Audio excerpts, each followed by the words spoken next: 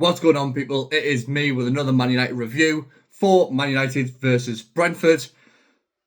2-1 win, a nervy 2-1 win, might I add, for Man United. A big positive for the push for top four. We'll take it. It is a win. It is 3 points. Brentford were very good, actually. Thiago could have had 4 or 5 if he was actually clinical enough to finish it. Makes you think that's the reason why he hasn't gone to a top team as of yet. However, we'll see in the transfer window in the next one. But yeah, so going forward, we'll go back to front. So we'll go Le Mans. The difference between our defence and our performances with him in goal, rather than Bayandi and Onana, is out of this world. It is unbelievable. He's confident, good shot stopper, claims it in the air. One-on-one's excellent. He's just very good. For the sake of, I think he was 20 mil, you can't disappoint with that. The expectation versus reality. Expectation as a youngster coming in to eventually come in instead of Onana. He comes in and smashes it. It is, I think, borderline man of the match tonight, I'll be honest with you, but there's a couple of players that I want to mention as well who might sort of pip them for obvious reasons when I get to it in a sec. We'll go Luke Shaw. Luke Shaw had a strong game. I'll be honest with you, I don't think he looks fit. I know he went off sort of hobbling a little bit, but I don't think he looks 100% at the minute. However, his pace, his power, his position, his experience did cover that side really well. They did have a lot of what's it called? A lot of positive play down the other side on Dalot's side. However, I do think Shaw was solid. Did what he needed to do. Good in the final third. He's good on the ball. He's calm. He's cool. Did what he needed to do. Didn't do anything magnificent. However, didn't do any howlers. So, all in all, good. Go along the back four. I thought Harry Maguire was absolutely colossal once again. We definitely missed him while he's been away. It was unfortunate that he did get that ban. However, it's one of those things. He's come back. He's a force. He won the first header and the first goal to knock it down to Casemiro. Both of them are absolutely superb in the air. The aerial prowess that they've got, both of them, it's very useful because if you mark one, put your best header on one, we do have the other one to sort of win that second ball as Casemiro did as well. So overall, Maguire, very solid, very good performance at both ends, really. He was very good at the back, good positioning. A couple of times he sort of did it a little bit, but that might just be getting sort of match fit again. We can forgive him when we win 2-1. It's fine. Who did play next to him? Aiden Heaven. Aiden Heaven actually played really well today. I'll be honest with you, I think he's a bit on the ball. He gets a bit excited and he sort of like sees the space and runs into it without sort of checking his shoulder, checking who's around the better ball. But I thought he did it really well tonight. I thought he composed again, cool, calm, collective, kept the ball really well, got us up the pitch. He is very athletic, very quick, very powerful runner. So he did get us through the thirds a little bit quicker than if we were to pass it. He sort of drew plays to him, which is always good. Left a bit of space for Kobe and Casemiro. So yeah, very impressed with Aiden Heaven. He is still a youngster. You've got to take that into consideration as well. However, very good performance. Then, Dalot.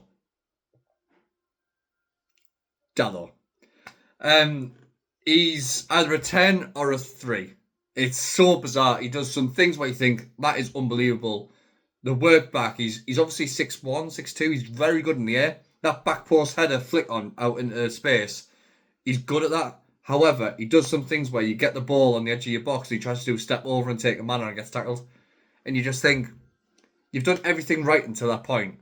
Why not just give it simple, give it easy, keep the ball, get back in your position, get it back if you need to, but not the extravagant 40-yard ping or the extravagant step over, try to go inside. Just simplify your game. You're not that good. So just relax, just chill, and just give it to someone who can actually play football. Moving forward, the two in the middle are the two standout performers for me today. Casemiro, who genuinely I'm going to shed a tear when he leaves at the end of the season. He is the rock, the powerhouse, even the engine at times, which obviously he's not known for, but he is unbelievable. The aerial ability, obviously, that I mentioned with Maguire. He does score. He's the second highest midfield goal scorer in the league, in the Premier League, which is insane, considering he's a CDM-ish.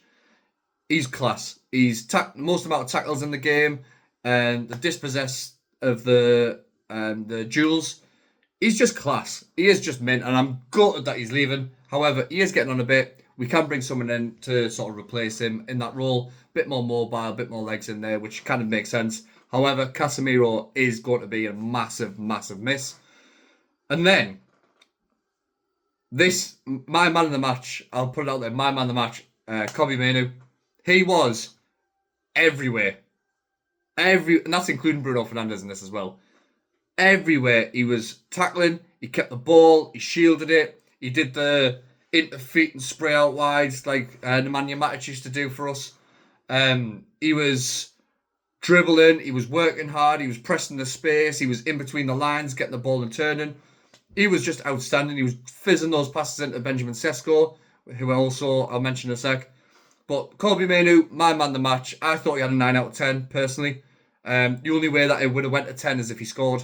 And obviously he didn't quite get that goal, but he was unbelievable. That run that he sort of laid Ahmad off was class. Simple as that. He is class. He was a class act. 9 out of 10, man of the match for me. Jumping forward, we'll do Bruno Fernandes. Bruno Fernandes is Bruno Fernandes. He does Bruno Fernandes things. He is a Man United legend in the making, without a shadow of a doubt. He is up there with any Man United team. Might not start every game for example, the 2099 team, but he'd be in and around us. He is so effective in everything he does. The work rate, the ability, the passing, the vision, the tackling, the working back, the working hard. Oh my, he's just unbelievable. I have endless amount of words or superlatives. Superlatives? Is that the word? We'll go with that. Superlatives for Bruno Fernandes. He is the cherry on top of the icing, on top of the cake for Man United. He is captain fantastic. He is unbelievable. He's one off, I think he is, the assist record with like 5 games left. If he starts, if he plays in those games, he'll win. He'll beat it hands down. He's unbelievable. And I love Bruno Fernandes. Love Bruno Fernandes. Jumping forward, Big Baldy Bry didn't have his best game, let's be honest. We all love him. We all think he's amazing. We all think he's direct, strong, powerful, blah, blah, blah. He struggled today. He struggled big time. I, personally, a 2-0, 60 minutes gone, I brought in Shea Lacey. 2-0 up, at home. Get your fans behind you. Get the ball into him. Let's have a goal. Let's have a few shots, a few pop shots. There was space in behind for Lacey to get in behind as well. I personally would have done that. But Mason Mount is another good shout as well. Obviously, with his pressing ability with Sesko and Bruno, it did work when he came on. But personally, I'd have brought on Shea Lacey, a bit of youth, prove a point, a few pop shots, get his confidence up, say that you are in and around the squad for a reason. It was an opportunity to bring Shea Lacey on, for me anyway. Baldy Bride didn't do much at all. Sort of stumbled over the ball. Decision making wasn't great. Whether he's match fit or not, that's a question that you guys can comment down below. I don't think he is, but hopefully we get to see the best of Brian and Boomo in the next couple of weeks. I think a little bit of a point to prove we're playing Brentford, maybe, but you'll never know, will you? Ahmad as well. He's so dangerous on the ball. He is so dangerous, and he is so effective on the ball and without. But he was a bit wasteful today, I think. Everybody on this channel knows how much I love Ahmad, so it's not a diss, it's not a negative. But he was a bit wasteful on the ball today, I think. He could have done a few bits, like especially when Mainoo does the little bit and gives it to him. He kind of rushes it a little bit, and then a few chances. The header, I know he was offside, but he's got to put that across goal. All that kind of stuff. The decision making wasn't great, but he is a threat. When he's in and around the ball, defenders are scared of him. It gets the fans on the feet. He is direct. He is quick. He is snappy. However, he was poor. I don't think he had his best game today, but that's just me. That is just me. And then up front, Benjamin Sesko, I thought had one of his better games today. He wasn't really involved, but the things he did do was come short, link up the play, win his duels in the air. I haven't seen the stats, to be honest with you, but he seemed like he won a lot. Like I say, he might not have before anyone jumps on us.